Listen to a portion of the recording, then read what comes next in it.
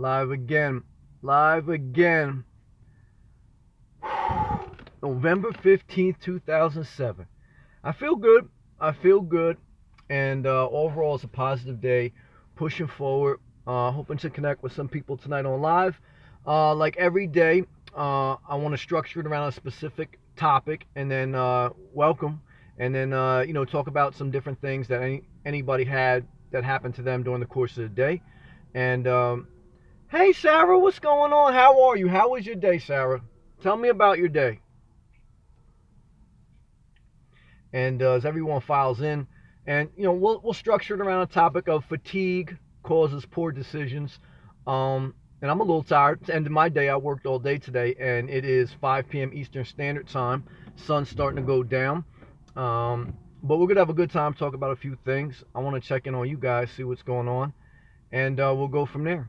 Let's see how Sarah's doing, because Sarah was feeling under the weather the past few days, and I want to see how she's doing. She's great. I'm feeling better. Thank you for the well wishes. No problem. Now, did that ranch dressing on the pizza help, or did just some rest and relaxation help? But but what was on my spirit today is fatigue causes poor decisions. So psychology and basically science on how the mind works is this: when your brain doesn't have the proper amount of sleep. Sarah's back at, there's magic in the ranch, baby.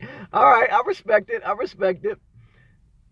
Me and Sarah were having a discussion. I'm not even gonna say a debate. If to whether or not to dip your pizza in ketchup or ranch, and she preferred ranch. I preferred ketchup, but it's all good. I'm glad you're feeling better. Your health is your wealth, and that's kind of the topic today that's on my spirit, because your physical well-being and your mental well-being are tied together. So science on the brain shows us that when you don't get the proper sleep, you will make poor decisions and you will have poor mental health. And not just from the average adult needs 7 to 9 hours of sleep per day. And not just based on that, but also based on the understanding of being mindful that as the day goes on and as the day gets longer, your brain capacity diminishes to retain information, process it, and then make proper decisions. So what does that mean? That means your most important decisions, your most important things that you want to accomplish need and should be planned for the beginning of your day. That is when you have the most energy. That is when your brain is most vibrant, and that is when you will make the most precise, accurate, good decisions. No guarantees for anything, but that's what you need to try to train and structure your day and your habits around. The science of the brain. Your brain is your computer processor. Your phone has a computer processor that retains the information and allows us to go live and talk about ranch salad dressing, talking about living out of a car or whatever. And for that processor in your phone to work, or your computer or your Roku, it has to be charged. And so it's the same thing for the mind. Your brain needs to be charged. It gets charged. Your cells literally get repaired when you sleep. They don't get repaired in the gym. You actually break muscle tissue up, and your cells don't actually regenerate and heal that muscle and grow and get bigger until you sleep. So the gym actually is tearing muscle apart, and sleep is actually healing the muscle and helping it to grow. Same thing with the mind. Your decisions. The capacity to make good ones starts to diminish as the day goes on. I mean, as it gets darker, you have to be mindful that decision-making capability is getting lower. And so, somebody was, I was talking with them at work today, and it was some account rep that somebody would introduce me to, and we were talking about my health journey, and we were talking about food and all these different things and life. And then, of course, we went into discussion that and when we had this discussion, it was around noontime, it was around lunch, and we were in a meeting. And one point that I was making, that yes, everything sounds reasonable and logical at 12 noon. Okay, it's like the height of the day. You're at your peak. You know what I mean? You're not worn out. But reason and logic will get thrown out at 9 p.m. at night because your brain capacity has diminished and decisions get poorer. Decisions based around emotions, decisions based around money, decisions based around relationships, everything. The later in the day, the less good decisions you make. That's why also scientific studies show the later people stay up, the higher rate of obesity they have. People who stay up on average past 11 p.m. at night have higher rates of obesity. And there's no scientific study on this, but I can guarantee you that people that stay up on average past 11 p.m. at night, they have poor relationships. You know, you get a text message past 11 p.m., I don't really think it's going to be a healthy relationship once you're past a certain age. You know what I'm saying? I mean, when you're young and you're playing out there and you're having fun, there's different seasons of life. But you need to start to live the best quality life, because I know this world could be shit. So I'm certainly not going to give you a whole 2 hours of let's make this world look, the world is going to be shit. You know, life is going to suck. We got knocked off. But that's okay. I mean, life is going to suck a little. There's some hard things in life, dealing with your responsibilities that you have, whether even if you live a simple life. There's challenges that we face that sometimes are outside of our control that makes life hard.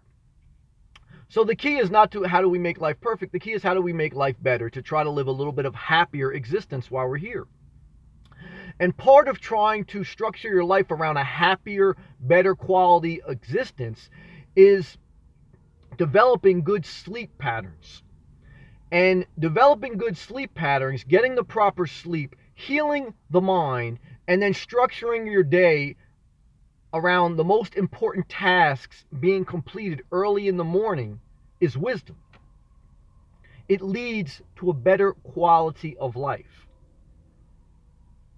And the first step on a healthy sleep cycle is no naps. Taking a nap in the middle of the day will disturb a healthy sleep cycle. You need to fight the resistance of wanting to doze off in the middle of the day. Because if you do, it's going to make it harder to sleep at night. If it makes it harder to sleep at night, then your whole cycle just gets messed up. And that leads to more mental problems, more physical problems, more problems in your life, period. And if you live long enough, you realize that you don't want to add more problems to your life. You want to try to eliminate them. You want to try to make life better, happier. And so, be mindful of structuring your day. Be mindful of the effect that fatigue has on us. And structure your most important, urgent thing. And try to be mindful to structure your most important tasks early in the morning. That's the core message of what I want to say, without trying to be long-winded, without trying to sit up on here on a soapbox for a couple hours. Tonight I kind of do want to get into a lot of just sharing and seeing what's on your spirit and seeing what you're going through today, and what's on any viewer's mind if they join. And if not, then I'll just do my thing. But you need to be mindful of that. You need to be mindful of that as you go on your day and as you go on your journey.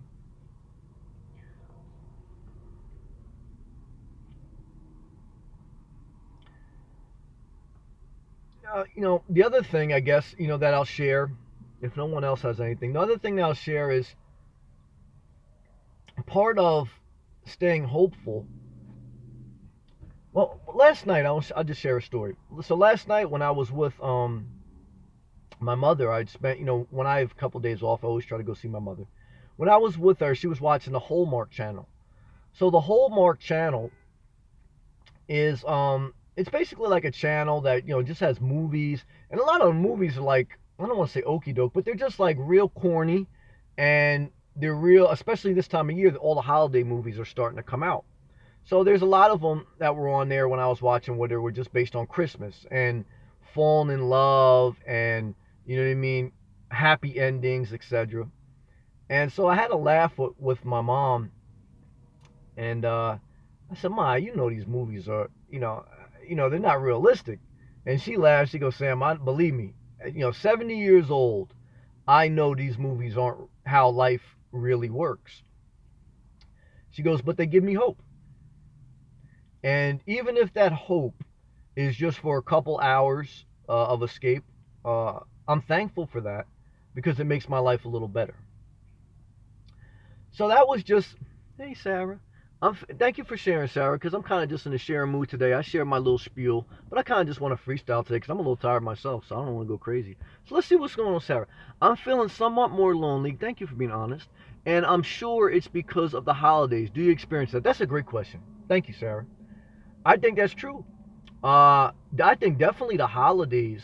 Well, I think the holidays make us feel lonelier. It definitely made me feel lonelier in my younger years.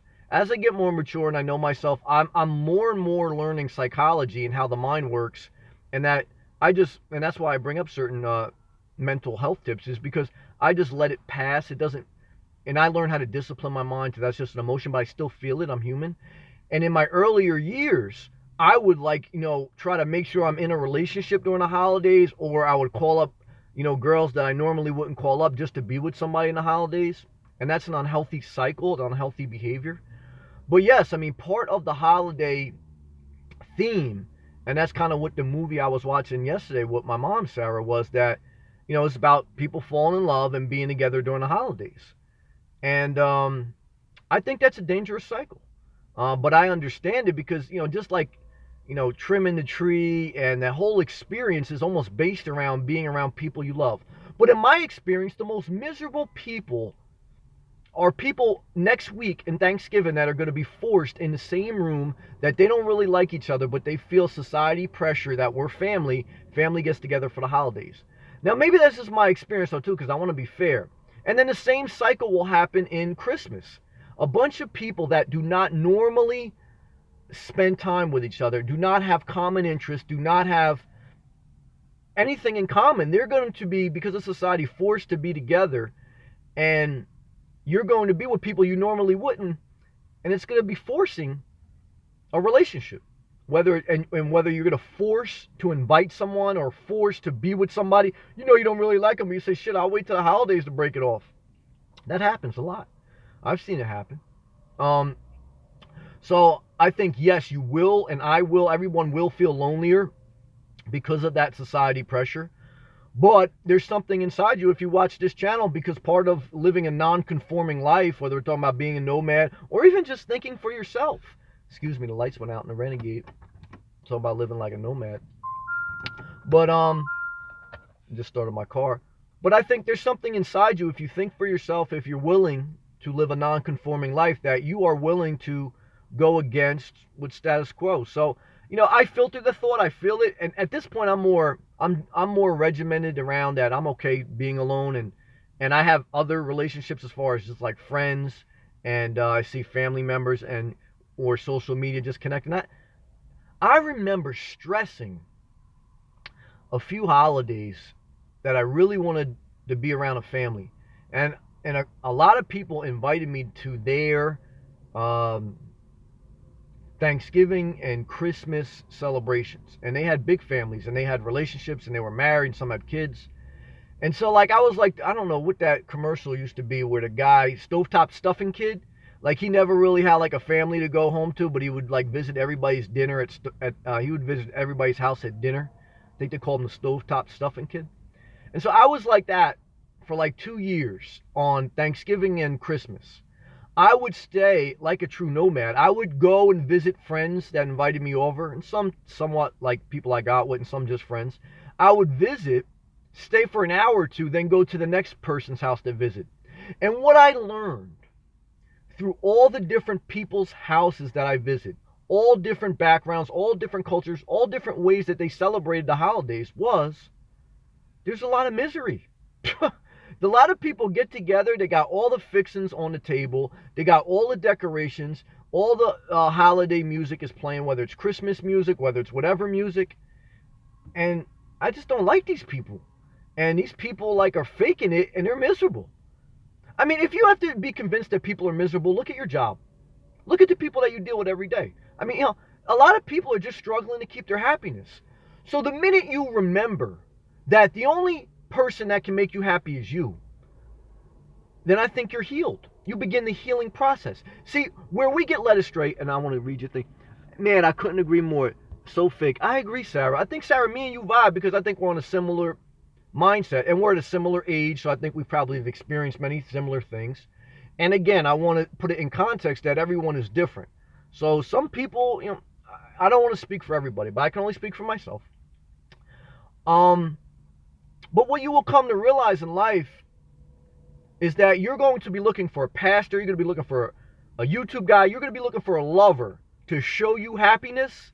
And then one day you're going to realize that everyone else in this world is looking for happiness themselves. Okay? And so that's like there's one thing you'll see on social media. There's like a person that says, like, it has happiness. And the other person said, where'd you get that happiness? And they go, I found it in myself. Happiness comes from within. And part of happiness, though, I want to be clear, is part of a structured life with a level of free-flowing creativity. You need structure and you need creativity. Part of the healthy structure is a healthy sleep cycle. Because part of your decision-making process, part of being lonely, comes from a lack of sleep and making decisions late at night. In my experience, and that's why I think psychology and studying the mind and how our brain processor works is wisdom. Why is it wisdom? Not because you need to, be a psychologist. It's because you want to live a best quality life. You want to know how your mind works. Your mind works poorly off not enough sleep, and it works not as good as it gets later in the day. So you're going to feel more lonely tonight. That's the truth. Why? Some of it may be because of a lack of a healthy sleep cycle, and some of it may just be because your mind starts to deteriorate in capacity so you just have to say, you know what? Let me call it night. And what I've discovered is in the morning, everything looks different. There's a scripture that used to really encourage me. To Sarah's point, like when I would be lonely, I would be crying in the middle of the night. I mean, I tell you everything. Look, I tell people go fuck themselves, and I tell people I cry. I don't care. I'm very fine with being both of those type of people. I could be very compassionate. I could say I don't give a fuck what you think. And I mean both of them. So one times that I've been very down, and crying at night, and in my middle 20s, and really, struggling with loneliness, etc. Even in my 30s somewhat, but was at night. And one scripture that comes to mind is, weeping may endure for a night, but joy comes in the morning. Joy comes in the morning. Even the scriptures reflect the principle, the core message that this live stream is based on. Sleep, rest. A renewed mind comes in the morning. At the end of the day, you have a fatigued mind, you have a fatigued spirit, and there may be some weeping because you can't fight back certain emotions. You're getting tired, you're deteriorating, and you need to repair your mind, body, and soul. It's not the answer to everything, but it's another way to structure your life for a better quality life. It will never be perfect. I don't want to lie to you and tell you there's no magic answer. No magic answer in life. What there is a series of wise, healthy, happy habits and centering your life around them and being consistent. And it makes for a better quality life. So Sarah, what are you going to do for Thanksgiving? So let's be honest. Now, and I'm going to share with you what I'm going to do for Thanksgiving. Sarah, kind of off the topic. No, you guys share whatever you want. This is a free-flowing session. Kind of off the topic, but since I'm the only one here, thank God somebody's here. It's all right. But since I'm the only one here right now, I'll ask, do you think men experience in love the way women do? Or is really more about sex for men? Oh, DG's here. DG's here too. I'm going to talk about DG. DG, you're on hold because we got Sarah. Sarah's a girl from the West Coast, beautiful girl. All right, but she has a great question, and then I'm gonna get. Oh, and Dana's in the building too. We got some people following. All right, so we're not that bad, Sarah. We're not alone. But I want to respect Sarah. Sarah, I really appreciate Sarah. So she asked me, in a relationship, do you think men experience in love the way women do, or is really more about sex for men? Okay, I got it. Now, I grew up in a household of all women. It was me, 2 sisters, and my mom. So I am not a woman, so I don't have their full perspective, but I tend to be in tune with a woman's mindset. And obviously, I'm a male, so I understand the male's mindset. I think, yes, men are more, uh, men have men have a need. One of their main needs is sexual and being very visual and being very, sexual and visual. And women have um, an emotional and nurturing uh, quality that leads them. So you have two different things that may steer it. That being said, I know plenty of men, myself included, at different times, have gotten this raw end of the deal where we got over emotional, where we wanted more than just sex, and the woman just wanted sex. And I'm sure you've experienced that too. So I don't believe it's men this and women this. What I believe is, are you in an evenly yoked relationship? That's the answer, Sarah. So when you really like someone, if they really like you and you guys are evenly yoked, then it's just two different just two different genders connecting in love. I think the male has a certain way to move and a woman has a certain way to move, but if you like someone more than they like you, this shit's gonna fail. It doesn't matter, man. And if the male likes you more than you like them, it's not gonna work. So I've seen men cry like babies. I've seen men work out like warriors to try to prove that oh, you need to be with me, and that's not about sex, because it's past the sex point. It's the point where the woman moved on and they want to prove that you know what I mean. I'm the guy for you. And I've seen women get emotionally destroyed, but then I've also seen women use men for sex. I've seen that definitely. And I've seen women say, you know what, I know he's not my husband, but I want to have a fling. And so I've seen both people play both ways. There's no one answer. It's just like kind of almost like we talked about last night. It's really not about a certain politician. It's about a certain issue. But I think the main thing, Sarah, is being in an evenly yoked relationship. How do you do that? Magic. It's God's grace, and then you have to be willing to put in the work. So one is you got to get a little lucky in life to hit the right, just that sweet spot where you meet the perfect person, as far as like not they're perfect, but you guys got to just perfectly complement each other, and then you got to be willing to put in the work. Am I willing to put in the work even if I met the right girl? No. Okay. I don't even want to clean a toilet bowl. So you have to ask yourself. I think you're the same way. I mean, my experience with you, I don't want to speak for you, but we want the best of both worlds. We want someone to fully love us, to fully take care of us, to satisfy us sexually, mentally, emotionally, but yet we don't want to clean up after them. And even people that love their dogs, that adopt the 20 different cats, and that volunteer for pit bull rescues, I've seen those people in real life. And sometimes they get fucking pissed at their dog or cat. And the real reason they're so compassionate towards animals is a lot of times it's because they treat them like shit, but they still lick them. It's not because they really take good care of the animals. It's that the animals are the only ones that'll put up with their destructive behavior. And that's why they have compassion for animals, and not even necessarily that they're good caretakers of animals. I mean, Sarah, from my understanding too, you're in the caretaker field. Caretaker, very hard position. Very hard position. And so I don't know, that's my opinion. I want to pause, Sarah, and I want to ask, what is your opinion? Because I have my perspective based on a male single, and I would like your perspective based as a single female. There needs to be two different perspectives. And now I'm going to get to my boy, and I'm going to get to everybody. I'm going to get to Dan too. DG. So DG, Dario G, that's his tag name, is one of the best friends I've met in my life. An amazing man, period, that has accomplished so much in his mid-30s that he doesn't realize. It's part of the story. I mean, he came from South America, okay, Uruguay, I'm going to say. And he came to the United States. One is, I respect anyone. I mean, my forefathers came from Italy to another country. But there's a whole difference between, oh yeah, my parents came from you actually having to come to another country. I'm sorry, D, if I'm putting you on the spot. But to me, I remember when, I would just say this. Anytime you come from another land and you have to learn a whole other culture and you come by yourself, you want to talk about being scared, and you want to talk about someone who achieves great things. I would love to see people get thrown into another culture, willingly or not willingly, adapt to it, and then thrive in it. And that's what my guy DG has done. And not just based off luck. I mean, hard work. This guy is one of the most hardworking guys I've ever met in my life.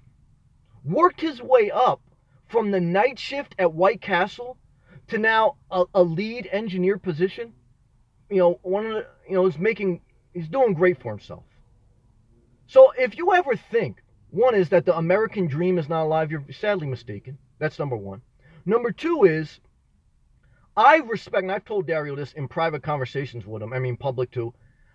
In one sense, I respect someone who has worked the night shift for years at White Castle and worked their way up more than somebody who is going for their second master's degree and hasn't worked a full-time job consistently for 3 years.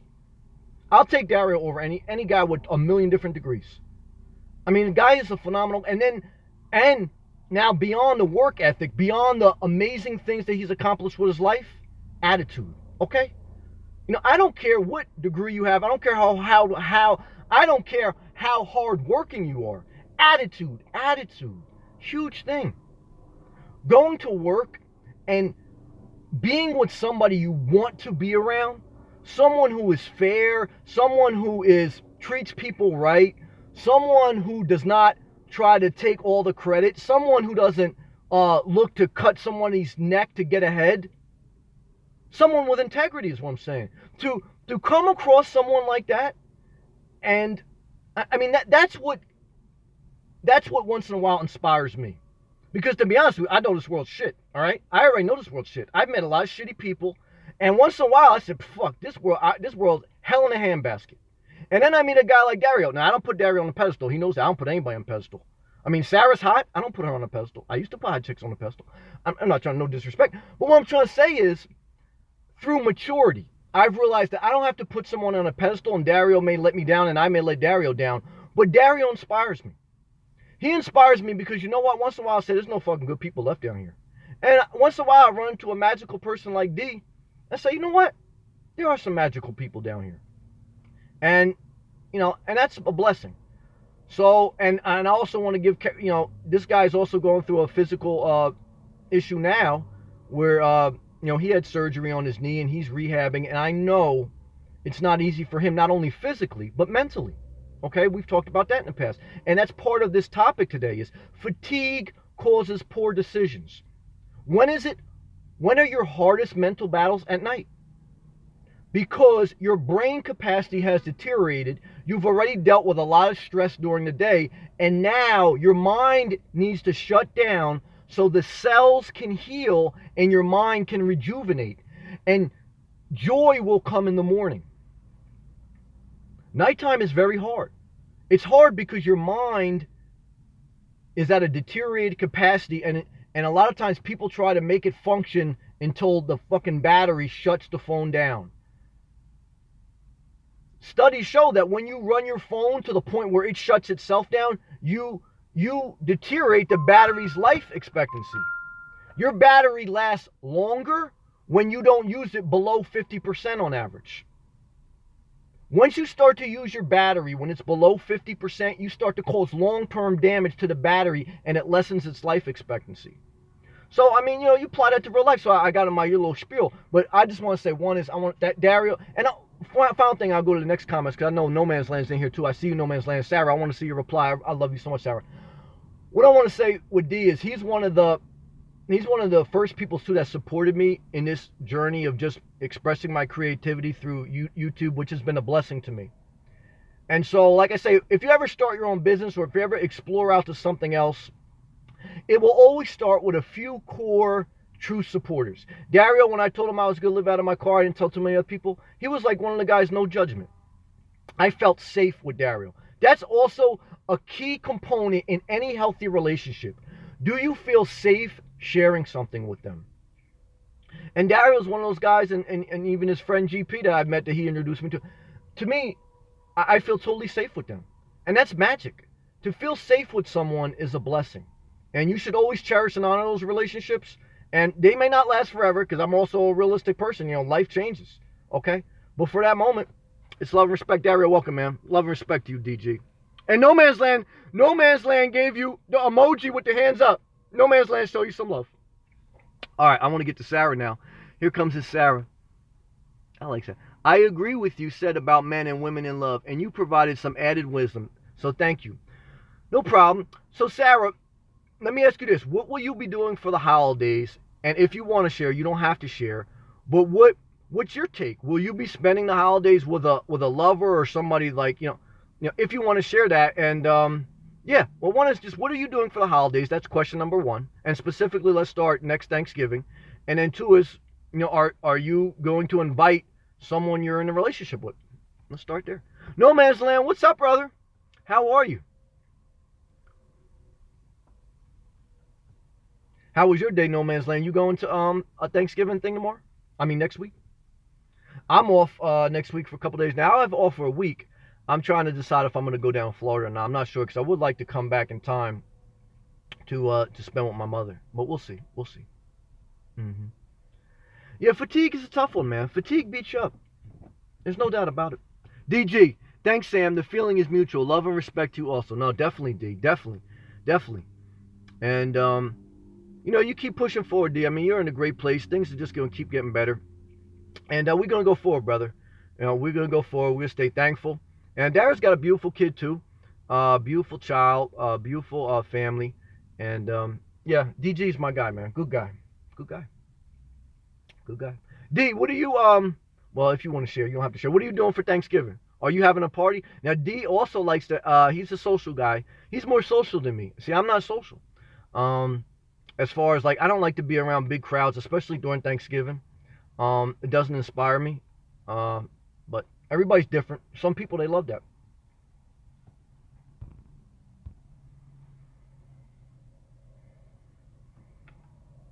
I'm having family over. So D's having family over. Yeah, family's a give and take thing. I mean, my mom tried for years to get our entire family before you ask 17 people. D, God bless you, man. I mean, 17 people in one room to me is overwhelming. But for some people, they enjoy that, so I have to be fair. Um, so there, again, there's not one life for everyone. I don't want to try to convince everybody this is the way you live. You have to live the way you want to live and what makes you happy. And I respect that. I respect that. I do. Um, yeah, I get exhausted just thinking about all the preparation, all the anxiety. But it's also a good thing. So let me be fair. But yeah, I know for years my mom and even my parents, like they tried to force everyone to get together for the holidays. Now maybe it was just the family I grew up with, but then it would be such a struggle to get everybody there, and then everyone would get there, and it would just be too many fights and too much contention and no happiness. And everyone at that time, people weren't really looking at their phone, but they were still like, let's see what No Man's Land's doing. Do you think past relationships? We're in a relationship mode tonight. See, I like that. Let's keep it going because do you think past relationships made you feel like you really don't like interacting with people in person? Good question, No Man's Land. In a way, it's for me to a certain extent. Well, No Man's Land, that's good insight. He's basically asking, did my past relationships make me more of a recluse, more of an introvert, or have I always been like that? Good question. I would say I've always been like that to a certain extent. Like I said, one of the blessings in my life now is that I'm really mature enough where I know myself. So in the beginning of my life, I always I never liked going to clubs, but I would go to clubs because at that time of your life, you're expected to go out and go party. And so, but I never really enjoyed going to clubs and being around a lot of people or being around a lot of family members. And then, but I always forced it because I felt society pressure. Like when you're in your 20s, you go to clubs. When it's the holidays, you spend time with your family. That's the way it is. And then as I get older and I start to be more mature, and I said, damn, more harm comes out of this than good. More harm comes out of me going to social events than good for me. More harm comes to forcing everybody to get together for the holidays than good for me. So as I begin to realize that, I said, damn, life is hard enough. I don't want to make life harder. I want to make life easier, even if that means bucking society mindset. So through that, and then through having relationships, and like I said, what I really learned with a relationship is not that people are evil or bad. Certainly there's healthy and unhealthy relationships, but what I learned is even with healthy relationships, they're a lot of work. And I just, hey, Dana, I'm going to get to you. Thank you so much. I totally agree with you, Sam. Thank you, Dana. Thank you. And what I just really learned is even healthy relationships are a lot of work. And I'm being totally honest with you guys. I'm not trying to be disingenuous.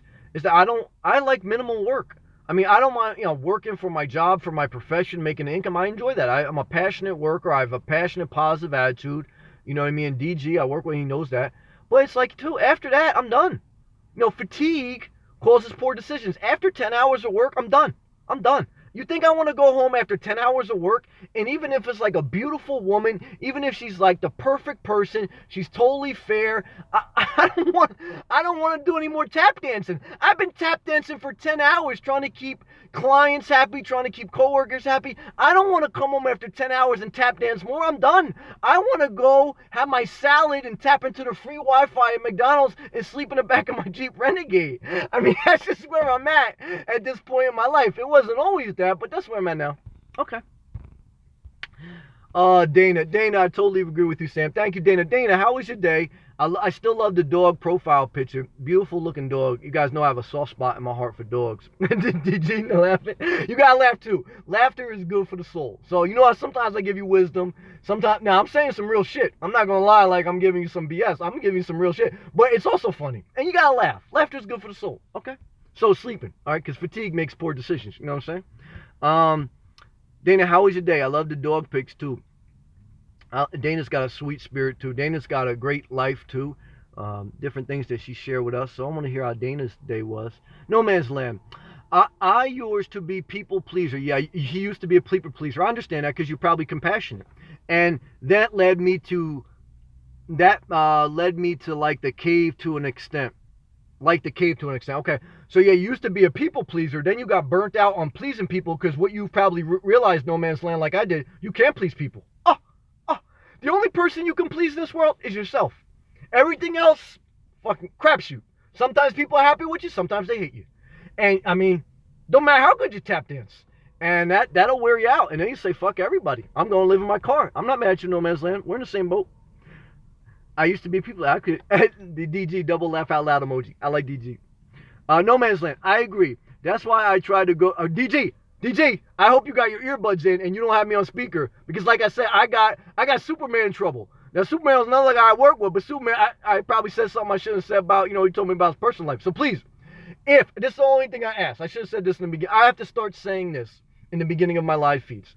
If you have me on speaker, whether it's through your tablet, phone, Roku, if you have family members in there, please maybe put earbuds on. Because I don't know, maybe if you want me sharing all this with everybody. You understand what I'm saying? And I don't want to cause any family problems with anybody. I love everybody, all right?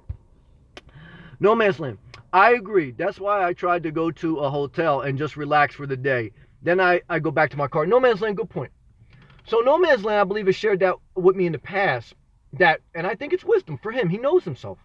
Is that, and I believe No Man's Land, you're a male, but if you're a female, please correct me. And again, I'm sorry, not to be disrespectful, but it's hard to read sometimes people's profile names and if they're male or female.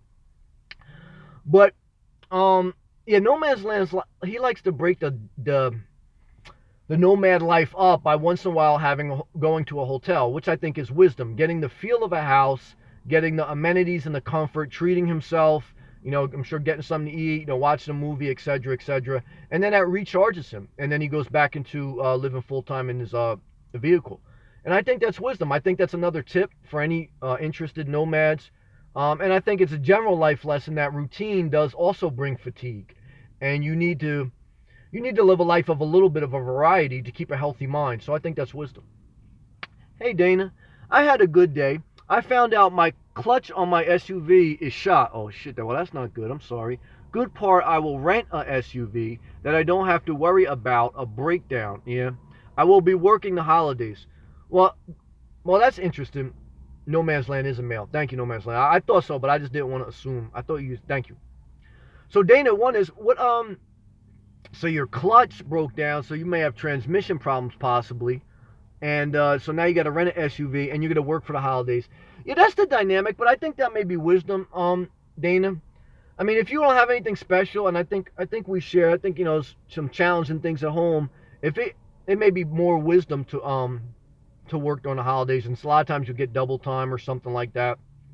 And usually when you work the holidays, I mean, unless you're in retail's a little bit harder, but if you're not in retail, working the holidays can actually be a blessing because it's usually very quiet. For most industries, other than retail, working the holidays pretty much, not much is going to happen. So you're going to get paid time and a half or double time, and you're not going to be killing yourself. And it keeps your mind and your spirit occupied, being productive. Because certainly, too, to Sarah's point, if you are struggling and you're a little lonely or something like that, if you don't have to do anything, it'll make your holiday experience worse. And then you'll end up messing with somebody you shouldn't mess with. So, yeah, that actually may be a good thing, Dana, in my opinion. Definitely. And like I say, I'm not working. I actually have off next week. I'm debating if I want to drive down to Florida for the week, but I want to try to make it up by next Thursday back to see my mother. So we'll see how that goes. But we got to take life one day at a time, be thankful, and go from there. Here's Dana. I get to work with animals. Oh, okay. I have no family. Okay. My parents died when I was in my teens. Wow, that's powerful. Love all the furry babies. Well, wow, Dana, that's one. Thank you for sharing. I appreciate that very much. So one is, if you don't mind me asking, only because I think it may heal somebody else. Um, your parents passed away when you were in your teenage years. What did they pass of, if you don't mind me asking? What did they die of? I think that's probably one of the most hardest things. I've been blessed enough that even though I didn't have a good relationship with my father, that at least my parents are still alive. Because I think when your parents die when you're a teenager, I think that you feel guilty because you don't get to be in a mature place. Because your relationship with your parents when you're in your teenage years compared to when you're in your middle age is 100% different. Because you haven't fully been beat up by life enough to have a level of compassion, understanding, and empathy with your parents, and maybe have more boundaries with your parents. It's solely it's solely just from a child parent perspective. And my mother's mom died when she was young from cancer, and I think that may have spurred why my mom kind of enabled uh, some things in her life because she didn't want to experience loss again. A breakup, a separation, is grieving another death. Every time you end a relationship, you bury someone, okay? And I don't mean that physically. I mean you bury someone, and you grieve that they will no longer be part of your life when you fully end it. I mean, you can play it back and forth, but for so long until eventually you realize the only way to go forward in life, you got to totally end the relationship. And that's a serious level of grieving. And that's why most people don't do it. Okay, No Man's Land. Yeah, it sucks. My first year alone after my breakup of 8 years. Wow, No Man's Land. 8 years, that is a long time to be with somebody. And it's your first, excuse me, my lights went out. I'm going to put my car on. It, this excuse the beeping. It's just my car starting, but I don't want to drain the battery. So one is No Man's Land. The first thing I would say to you, brother, is I give you a lot of credit for being with somebody for 8 years. I think that shows that you do definitely. I don't know. To me, I never been with anybody even that long. So I think that's interesting. Two is, the first year would be hard. I mean, I always say for me, a relationship takes 3 years to heal, especially like a long-term relationship like that. You probably now. I mean, you correct me if I'm wrong, No Man's Land. You're probably just getting your wind back, so to speak. You're just getting your feet back under you because I mean, the first few months after a break of 8 years, I mean, I'm sure the first week may be relief, but then after that, it's got to be a lot of emotional turmoil. So, yeah, love and compassion goes to you, man. But one thing I want to say is that obviously you had to have come to a point where it was time. Well, let me ask you this. I don't want to speak for you. No Man's Land, if you want to share, you don't have to. Why did you break up with her after 8 years, or did she break up? Why did it end? Let me just say it like that. Why did it end after 8 years, in your opinion? Okay, Dana. Mother died of heart attack. Wow. I found her dead. Oh my God. Bless you, Dana. That's not easy. She had been dead for a while. Not a pretty sight. No, I could definitely have compassion on that. Father died in front of me. A blood clot in his lung. Dana, God bless you. God bless you. Thank you for sharing, Dana. That's powerful. to find your parent passed away, I think is one thing, and then to see both of them pass away and one right in front of you, I give you a lot of credit, and I give you a lot of credit for sharing. I think that's healing to you, and I think that's healing to someone else when you share your journey like that. So I want to thank you for that. And yeah, I mean, and you deal with animals, and I will say, animals do bring they're love. I mean, the animals are love. I mean, I always want to be fair. They're a lot of work, and I don't recommend more than 2 animals. Now I know you mainly work with animals, so it's a different thing working them, living them. But just to be around them, you get a level of love back, because that's like No Man's Land is saying, after 8 years of a relationship, there's a level of grief, and losing both of your parents, there's a level of healing that needs to take place. So that's not easy. God is great. He held me in his arms until I was healed. Yeah, God bless you, Dana. That's a great story. God bless you. Thank you for sharing. Awesome story. Awesome story. Yeah, that's a good topic in itself. I think one No Man's Land. She broke up with me. Her dad passed away from cancer. I guess her spirit went with him. That's interesting. Yeah, that's interesting. Yeah, not easy, No Man's Land. I mean, I hear you, brother. And I've been there. I've been on both sides of relationships. If I'm fair, I've been broken up with, and I've also been the heartbreaker. So either way, it is not easy. And so thank you, No Man's Land, for sharing. I'm gonna get back to that topic, because I think there's a lot more to share for all of us on that. JPM Lawn Care, howdy down in South Carolina. Okay, we missed you, JPM Lawn Care. I have, but I give you that. I give everyone that freedom. So please, only join when you want to join and when you can join and when it's good for you. But you've been missed. And so, are you driving home from work, JPM? And if you are, then maybe you shouldn't even text me, because I don't want you texting and driving. In New Jersey, Governor Christie got voted out, or his term was up. But his wife, actually, Governor Christie in New Jersey, his wife got pulled over last week. She was texting and driving. She got a ticket. So I don't want to promote texting and driving. Work. JPM is working. I'm not mad at that. Dana, JPM, you're not far from me in North Carolina. North Carolina, South Carolina, and check him. No Man's Land, where are you from again? I'm sorry. I know you've shared that before. Please forgive me. But I'd rather ask and know more of your journey. And thank you again, No Man's Land, for sharing, man. I'm going to keep you in prayer definitely this holiday. The first holiday is tough, no doubt about it. And like I said, I give you a lot of credit. I'd never even been in a relationship for 8 strong years. I mean, I was trying to think before I saw JPM check in, what was my longest relationship. I mean, these are all great topics that we could do individual live streams on, but we're just to talk about them now, because I'm inspired just talking about them. This is the real life. I only like to pick one topic, so at least to open it up until people join, we have something to talk about. But yeah, I think that's great. My longest relationship, damn, I can't even say. I was never really a long one. I mean, a year, 2 years max. But yeah, it just was never for me. It wasn't one of my gifts. I'll say it like that. I think, some people, it's their gift to be in a relationship, and it wasn't my gifts. I wasn't good at it. No Man's Land, and why? Damn, now I feel stupid. I'm sorry, No Man's Land. Thank you, though. Thank you for sharing again. Now, you did tell me probably twice already. Thank you. Forgive me.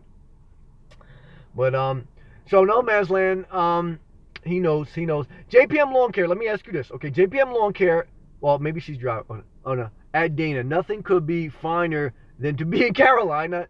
JPM Lawn Care giving a little poetic justice here. Now, JPM Lawn Care, one topic we were talking about, No Man's Land, I'm sorry you were on that pain. I will send you positive energy. Okay, JPM Lawn Man's not driving either. All right. One is respect and love to Dana, showing compassion in No Man's Land, and I like that. I like compassion. And 2 is JPM Lawn Care is not driving, so I'm going to hit her up with a question. JPM Lawn Care, next week is Thanksgiving, okay? Next Thursday. So my question to you, we've been talking about it amongst ourselves, and people joining, is one is, what are you doing for Thanksgiving? Now, I believe you have 3 kids from what you've told us in the past. 2 is, are you in a relationship, and will you be having a lover or somebody of interest over for the holidays, or will you just be having your family members together, or will you be totally isolated living in your Jeep Cherokee because you're tired of everybody's shit and you just had enough? I mean, what's it going to be? Those are the 3 options.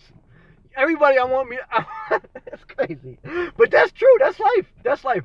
Who is going to be totally isolated for Thanksgiving? I'm wondering, is anybody out there planning to be, not isolated, that's not the right word because I don't believe in that, but is anyone planning to be alone on Thanksgiving?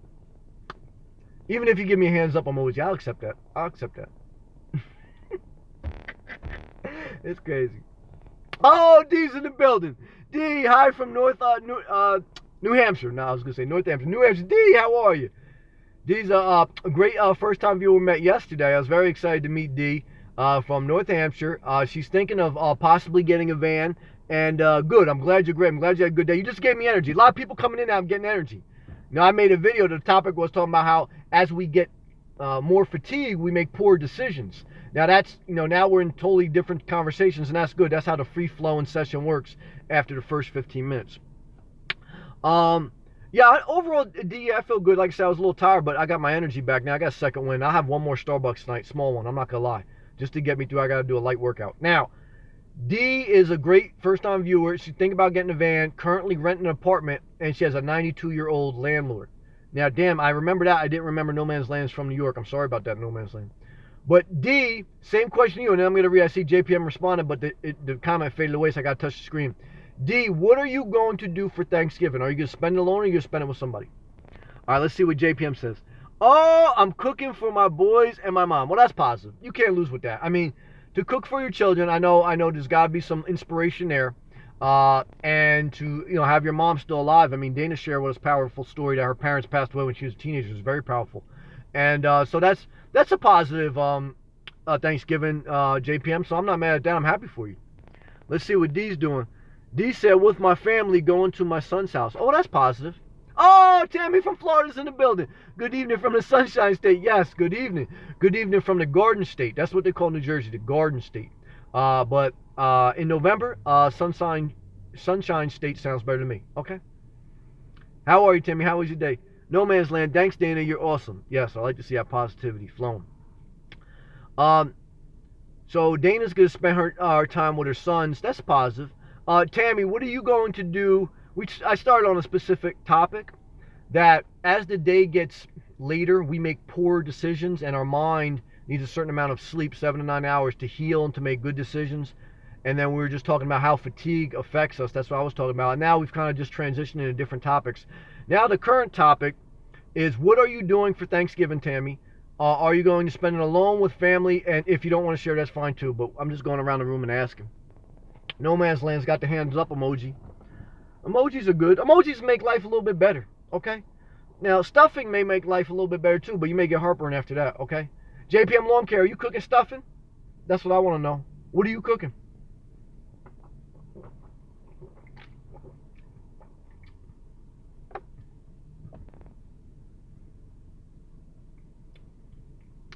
Now, what do I eat?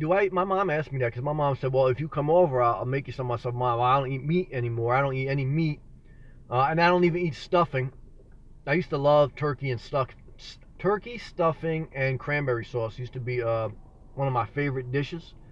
But I think she said if I do come over, if I don't go down to Florida, she's gonna make whole grain pasta and scallops and shrimp. So we'll see. I haven't decided yet.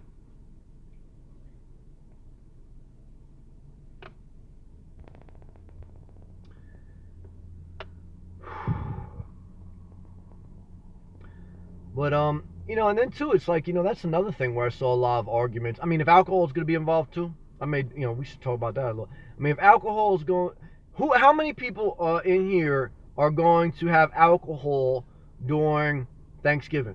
And in your opinion, does it make it better, or does it make all shit hit the fan? Because that's what some of my family members, like, once alcohol got involved, it's going to get reckless.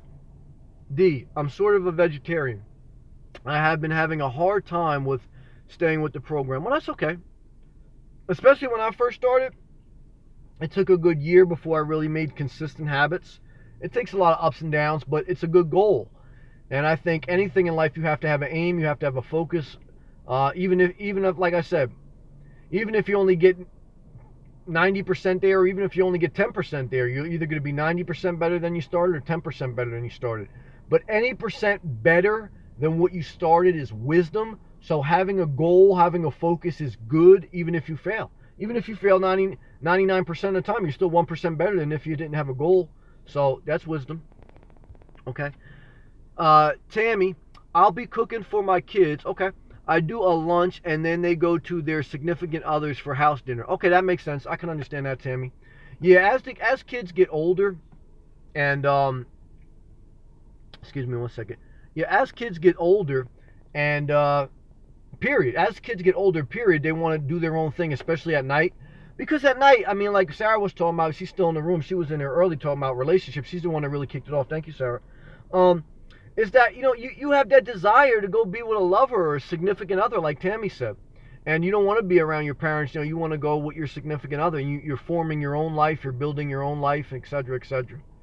And, but that's good that, you're able to get together for lunch and still spend time together, um, and go from there. I mean, like I said, I have mixed feelings about it. I'm trying to, that's what I'm trying to analyze in my mind. Like, is it all worth it to come together? In my experience, like I said, there's been a lot of heartache. And not even heartache, like sad, like, real, like, sad stuff. It's just like, it was a pain in the ass getting everybody together. And everybody was just miserable. And then, like, parents, well, not my parents, but my dad be drinking wine. And, after a few glasses of wine, people just they make poor decisions. I mean, you talk about fatigue making poor decisions. Too much wine leads to poor decisions. Too many meatballs, too much stuffing leads to poor decisions. And then because then you start to feel either bad about yourself or you get numb in your mind, and then misery loves company. I think that's true in my experience. And so I think the holidays definitely we'll dedicate some time to that as we get closer next week. I think the holidays, man, really bring a lot of harm, man. I mean, in my opinion, I don't know, bring a lot of harm. You gotta be careful. You gotta be very careful. I'll just say that. I don't want to be negative. I won't be negative. I want to stay positive. All right. So that's good. A lot of people spend time with their kids. I never had kids. I don't want kids, but I think kids can be a blessing. So there's a give and take there too. I don't know. Then I see a lot of people are miserable with kids, so it's a give and take. Then I have the evening to myself. Okay, I don't invite my extended family over anymore. Too stressful. See, Tammy, we're on the same page, and that's how I feel. It's too stressful. It's just too much to deal with. I mean, I like your game plan. I think, Tammy's game plan, in my opinion, is that she's been through the battles of life, and she realized, look, I'm going to try to spend a few peaceful hours with my kids because they're my kids. I love them, and then after that, I'm going to spend time enjoying myself. I think if you get to a point in life where you enjoy yourself, I think you're going to be okay. Is life going to be perfect? No. Are you still going to get sad? Yes. Are you still going to get emotional if you watch the Hallmark channel or the Lifetime channel and you watch sad movies about all families living together happily during Thanksgiving? Yeah, you're going to get sad. But that's not reality either. I mean, like I said, I was with my mom last night and she said, Sam, I said, damn, I said, these movies are positive. I'm not against positivity. But it's like so naive. It's like, life doesn't happen like that. And again, she said, Sam, I know. She goes, but for the 2 hours that I watched this movie, it gives me hope and I feel happier. So, who am I to take that away from somebody? I just found it very interesting because I'm an observer. I've always been someone who observes my surroundings, almost like an anthropology mind. Anthropology is the study of human nature and societies. And I've always been intrigued on what makes people tick, on basically that's it, period. What makes people tick, and how the mind works and how emotions work, and then how this world works. I mean, I've always been amazed by that. So, just something very interesting to me.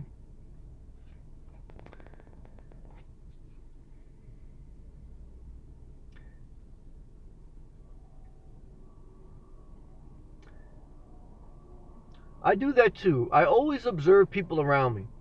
Yeah, I mean, I think there's a level of wisdom that comes with paying attention and observing. I think when you observe, it helps you to possibly avoid those problems for yourself in the future. And like I say, for many years during the holidays in my younger years, when I wanted to be around people and I really felt pressured to be around people, I'd observed different households and different ways they celebrated the holidays. Some people, they all got together, they did big cooking. Some people, it's very simple. But one common theme that I pulled away with, again, is most people aren't happy. I'm being totally honest. And most people need an excessive amount of sugar or an excessive amount of liquor to fucking make them happy. That's what the holidays is. And does it make them happy for a moment? Yes. Does it bring them misery long term? Yes. I mean, I wish I could give you some other stuff, but that's how I feel. That's my opinion, and I have to share that honestly. And I see already people, like I know somebody, I'm not gonna say their name, not in this chat. There's just somebody I know in my personal life, and they're already planning to like do all this cooking and everything for Thanksgiving. And like I know like the different food they're planning, it's all unhealthy food. I'm not against that. I ate it for years, but they're gonna feel like shit at 9 o'clock at night. They're gonna go into overload. And I've been there. I did that to my, I mean, like I said, I did that most of my life. I overeat. And then in the morning, they wake up and they have leftovers, and it's just a vicious cycle. Life and daily life is about cycles. I started this video about fatigue causes poor decision. Fatigue is a major symptom that your sleep cycle is off.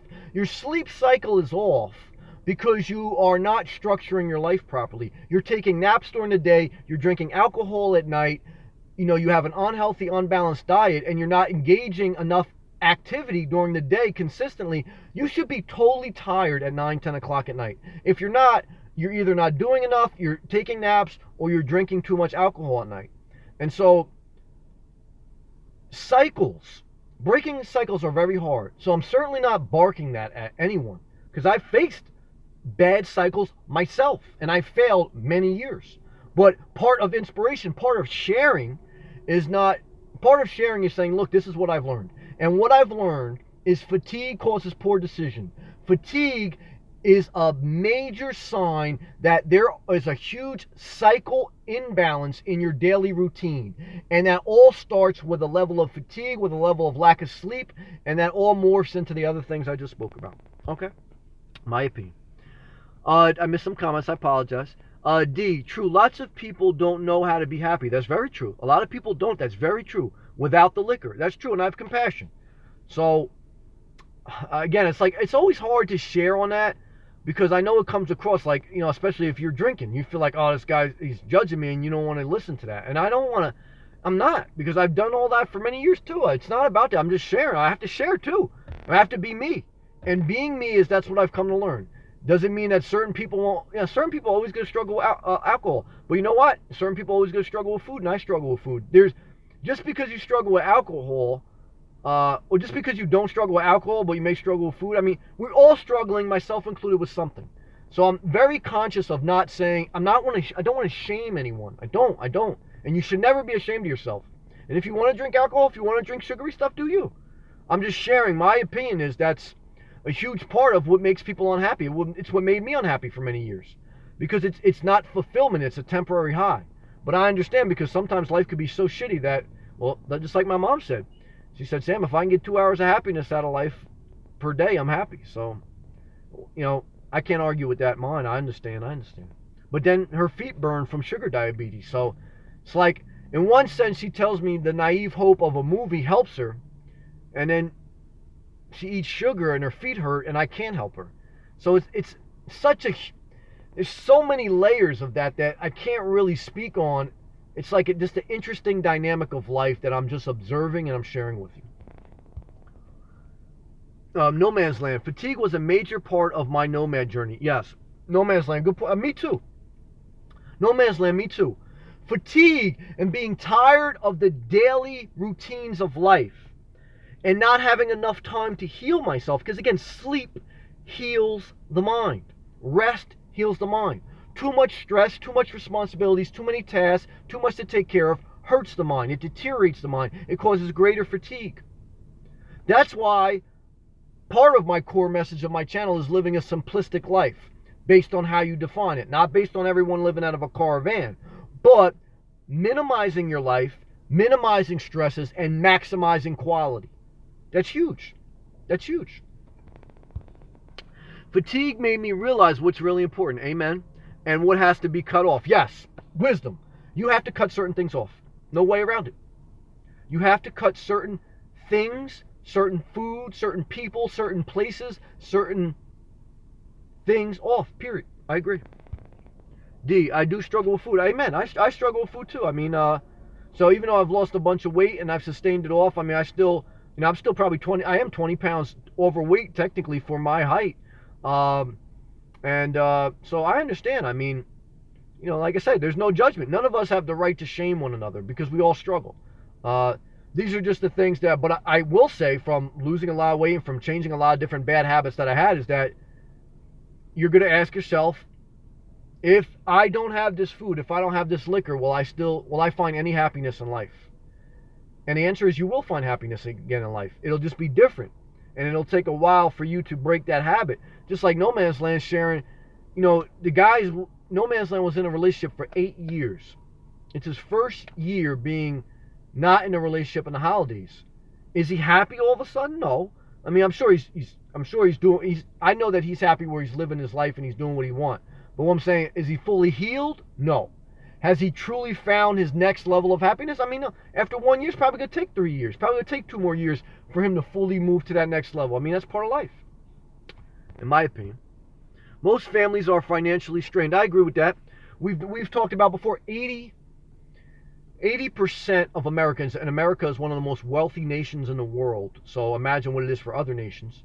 80% of Americans live paycheck to paycheck. So financial strain is a huge part of stress, and that can also lead to endless sleep. I mean, I know when I've been hurt financially, my sleep's fucking suffered. And that's a vicious cycle. When I was really getting hammered financially, I couldn't sleep because I'd be either one, beating myself up, 2 is thinking, how the hell am I going to get out of this situation? And then 3 is, during the day, my mind was so fatigued that I was making poor decisions, and it was a vicious cycle. So that's why I like to speak on these things and be passionate, but then I also like to have a pause in my spirit and compassion. It's such a vicious cycle to break. Anyone, whether we're talking about food, money, liquor, whatever, it's a vicious cycle to break. But there's a better way of living. Not a perfect way. I can't give you a perfect answer. And maybe for some people, they can balance these things in their life. They can have a drink. I'm certainly not telling you how to live. I'm just sharing my view on it. Okay, so Tammy, I've learned the hard way how important it is to take care of yourself. Yes. 6 months ago, I woke up with the right side of my face paralyzed. Oh, God bless you, Tammy. I had Bell's palsy brought on by stress. Wow. Bell's palsy brought on stress. Okay?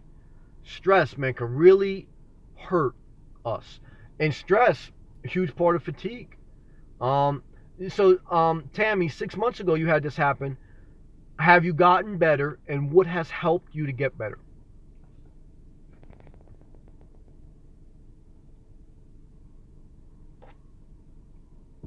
Crack my window. It's 6:08 Eastern Standard Time. We're doing good. We're okay. We made it through the day. Don't get depressed. Don't get upset. We're okay. We're okay. Everything's all right. We're doing good. Life is all right. Hey guys, we're back. I'm sorry, a poor connection there. Looks like we lost him. You did lose me for a little bit. I'm sorry. The connection goes in and out. It depends where I'm parked, and I don't feel like driving to the next spot. Not yet, because if I do that, then it's going to kill about another 20 minutes, and I don't want to let the stream go dead that long. But that's part of going live. Going live just off my phone.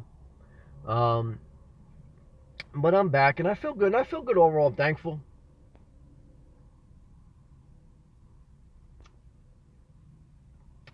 My phone is fatigued. I got 60% charge, so it's doing all right. It's doing all right.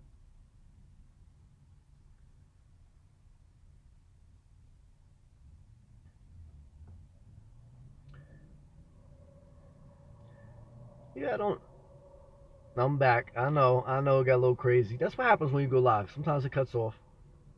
But I still enjoy doing it.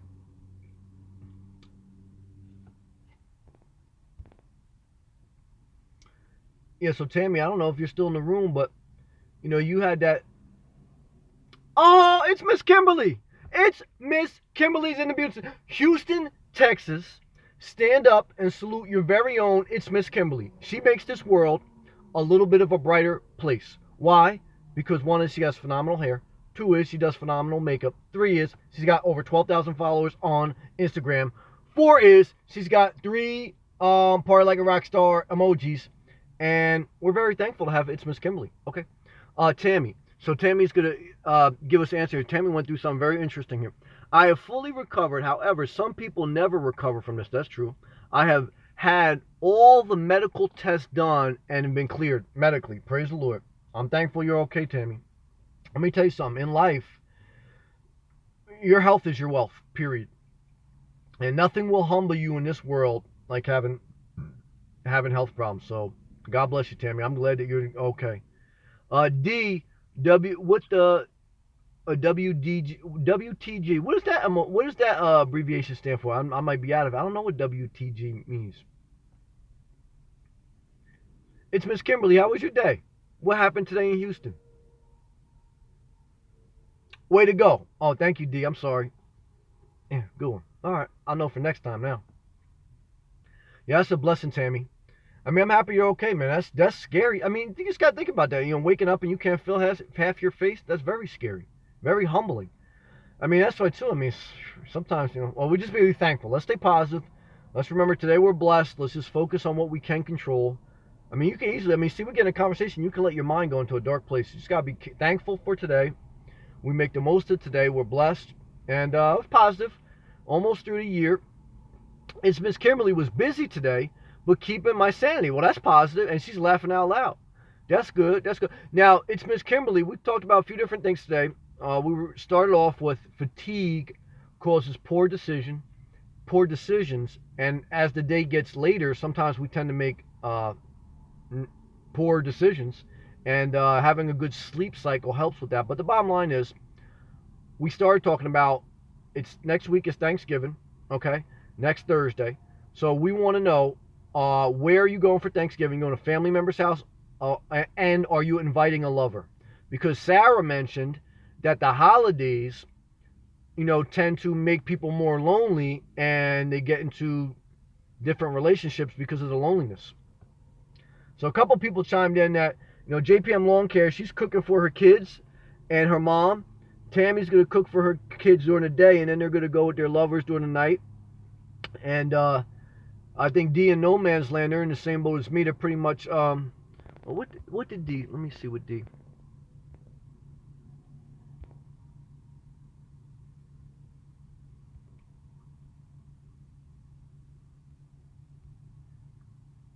Yeah, no, D and No Man's Land pretty much in the same journey as me. Oh, he's going to my son's. Oh, okay. You're going to your son's. Well, that's positive. Yeah. Now, are your sons married? Or are they just in a relationship?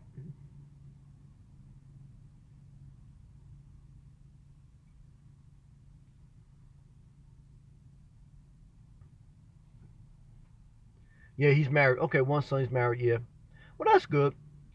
Um, that's what my mom was telling me too last night. She goes, Sam, well, I mean, if you think, let me see. It's Miss Kimberly. I must admit that I do feel lonely. Well, thank you for being honest. During the holidays, it's harder, but I'm not jumping into a relationship. Well, that's good. Oh, and D has 3 daughters. That's interesting. So you have a full life, D. I mean, you have a full family, and yeah, it's tough. It's tough. But I think that's wisdom. I think if you found no, me, my son. Okay. No, me, my son. You can't set JPM Lawn Care coming in hot. You can't set your expectations too high at the house. Well, that's wisdom. JPM Lawn Care said 3 granddaughters. Okay, sorry, D. I was trying to understand. I understand what you're saying now. Got you. Okay, well, God bless you. Live a full life then, D. Good for you. JPM Lawn Care made a great point. You can't set your expectations too high. That's the problem. See, that's what happened last night when I was with my mom and she was watching these movies on the Hallmark channel. These movies were like, The Miracle on 34th Street and like all of them, but like modernized. And people think their life is, that's going to happen. Now, it's a balance of thought because certainly I think believing and having even naive hopes is like magical. And I'm back, guys. I'm going to move the car a little bit because I'm getting bad reception here. So let me just buckle up. I don't know why I get bad reception. But I would say, let me see if I can just move right in front here.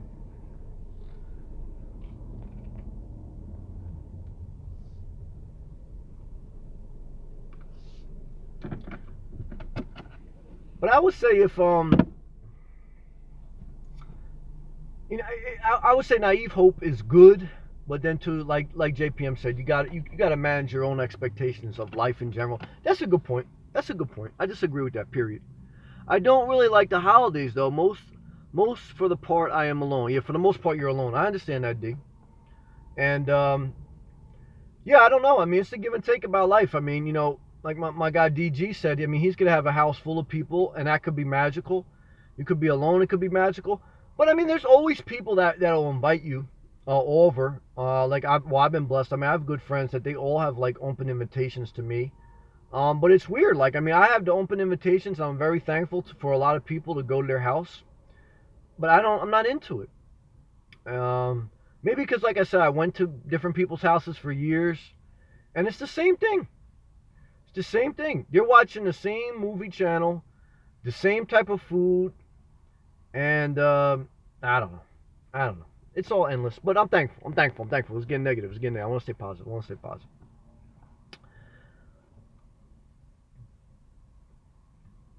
Yeah, and I mean, even as I made this live stream today, I was a little bit tired. I mean, usually I still stay fired up on a topic and I try to bring it around, but I'm just in a mellow mood tonight, so I don't want to fake the funk, and I don't want to just start barking about fatigue causes poor decisions. I like to keep the live stream centered around a certain topic, but for tonight, I allow my mind to be free. I like to just talk, and that's all this is right now. Is we're just in a talking session, and that's all I want to do. I really don't have I'm not inspired to give you, just keep beating on a message. It's Miss Kimberly. Holidays aren't the same for me, so I don't really like it. Holidays aren't, now, Miss Kimberly, why aren't holidays the same for you? Is it because like you've been broke up and hurt, or I want to understand that properly? I think too well, it makes me think of, I think maybe as you get older, does life get a little bit more bitter? As you get older and like I say, you experience different people's houses and different relationships, and then you realize like everything is a little bit of a show. Do you get more bitter towards life? I think so. I think so, if we're being honest. Should you allow that to make you negative? No, I don't think so. I mean, I think you can still be naive and hopeful and positive and just realize, like JPM said, I think JPM made a good point. Just don't put your expectations too high. Um, and that's it. I mean, enjoy your own company. I mean, that's the answer, I think. I think everything outside of that, I mean, I do think, though, it's good to have certain physical relationships as far as going to someone's house and having some type of physical presence. I mean, that does matter. And sharing certain things with certain people. I think that matters. I think that matters to a certain extent. You know what I mean? But I'm an in and out guy. I don't like to stay too long. But that's just me. Yeah, I don't know. I mean, some people, I don't know. I mean, some people they want relationships. I don't know. Depending on how they are and what they want out of life. But too, for a lot of people that have young kids, I mean, that's a different season of their life. I mean, like if you have a 1-year-old or if you have a 1 to 10-year-old, I think the holidays take on a different meaning than if you are at an older place in life and your kids are grown up, or if you're like me, if you don't want a family. So I think it is a level of relative. I think probably that's the most magical time. Probably, I would say on average, that from 1 to 10 years old, if you had kids in that range, because that's when the holidays are really like, you know what I mean, something, it's an experience for your kids, and that does matter. That matters. And it's a magical time. I'm just free flowing again. I'm not gonna fake the funk. I'm just kind of like a little bit relaxing and talking with you guys tonight. I'm done with my sermon on the mount tonight. So it is what it is. If it ends early, it ends early. But I'm just gonna do me. Because some family members get on their own family and we don't come together. Well, see, I understand that completely. Because some family members get on their own family and we don't come together anymore. I agree with that. Plus, my sister and grandmother passed away this year. That's right. I remember you told me that. So I understand that. It's Miss Kimberly. D, true, much different when the kids are young, but my baby is going to be 43 on the 27th. Well, God bless, man. Yeah, 43, yeah, so, yeah, they're an adult and they're on their own journey. Dana, good night, Sam. Got work to do. Be safe. Dana, good night, and thank you for joining, Dana. Thank you for your sweet spirit. Thank you for sharing a powerful story about your parents. That meant a lot and that healed. That's been put out there now, so I believe other people receive healing from that as well. And thank you for always just being a kind person. I respect that. I thank you for that. And I hope you have a peaceful night at work, and a positive night. I hope you have positive thoughts, and that's it. Let go of negative thoughts, like I say, and have a great night. We'll see you another night. Keep doing your thing, Dana. We love you. We appreciate you. That's positive. That's positive. Mm-hmm. That's inspiring to me. D says good night. Now, D, are you cooking for your 92-year-old landlord tonight?